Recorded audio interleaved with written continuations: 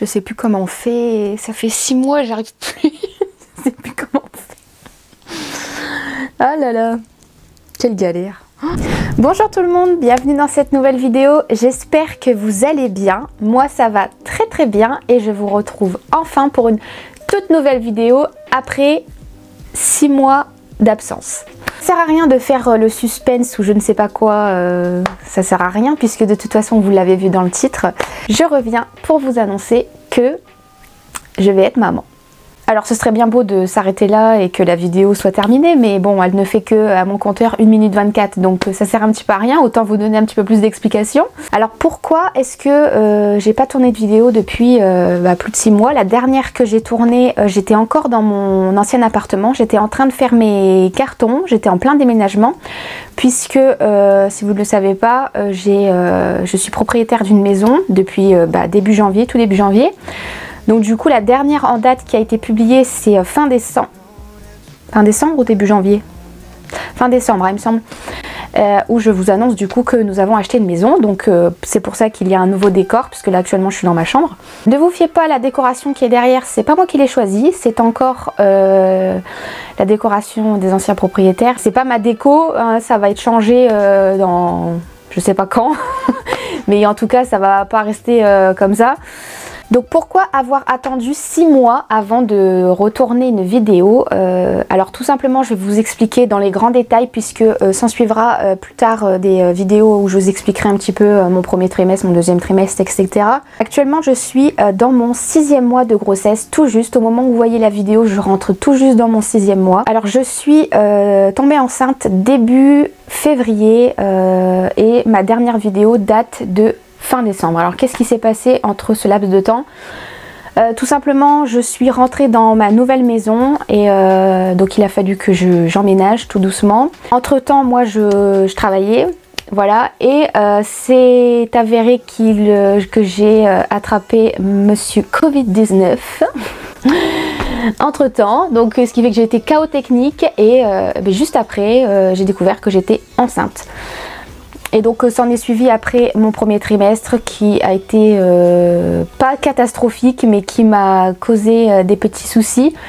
Donc de toute façon tout ça je vous l'expliquerai dans une vidéo dédiée vraiment à ce premier trimestre et une autre au deuxième trimestre puisque là je vais bientôt terminer mon deuxième trimestre et oui déjà. Voilà, je reviens du coup avec cette petite vidéo pour vous annoncer que je suis enceinte, que nous allons bientôt accueillir un petit bébé. Donc voilà, nous sommes très heureux, nous sommes très comblés. Ça faisait un petit peu moins d'un an, enfin en globalité ça faisait 1 an que nous essayions d'avoir un enfant, que ça prenait pas tout de suite. Pour me remettre un petit peu dans le contexte, moi je suis j'ai de l'anémie chronique depuis plus de 10 ans. Et on m'avait dit que j'aurais du mal à avoir un enfant parce que j'allais avoir des problèmes pour concevoir un enfant puisque j'étais tout le temps anémiée. Donc l'anémie c'est quoi? C'est un manque de fer dans le sang. Et en fait le fer, souvent on entend les femmes enceintes qui disent bon bah voilà je suis anémiée, tout simplement parce que le bébé pompe énormément dans le fer pour pouvoir se créer de l'énergie. Et moi comme j'étais anémiée, j'étais tout le temps anémiée, j'étais tout le temps très fatiguée et le problème c'est que je n'arrivais pas à tomber enceinte parce que sûrement le bébé ne s'accrochait pas, enfin le fœtus ne s'accrochait pas puisque je n'avais pas assez de fer, donc de force pour pouvoir accueillir un enfant en moi. Et puis je suis tombée enceinte entre 2 perfusions de fer que j'ai dû faire à la clinique. Donc ça c'est quelque chose dont j'ai l'habitude, que je fais depuis plusieurs mois, ça fait 2 ans maintenant que je fais des perfusions à la clinique, pas tout le temps hein, mais de temps en temps. Et mon médecin m'avait prescrit 2 perfusions de fer à 1 semaine d'intervalle et en fait j'ai découvert que je suis tombée enceinte entre mes 2 perfusions de fer. Donc voilà, c'est un petit soulagement en fait parce que je pensais pas que ça allait s'accrocher et puis finalement il s'est avéré que c'est grâce à cette perfusion que ça s'est accroché et que pour l'instant tout va bien. Donc voilà dans les grandes lignes un petit peu ce que je peux vous dire là-dessus. N'hésitez pas à me dire dans les commentaires si vous êtes en processus d'enfant, si vous avez des enfants, un petit peu vos expériences, qu'est-ce que vous pensez de tout ça. N'hésitez pas à partager tout ça dans les commentaires.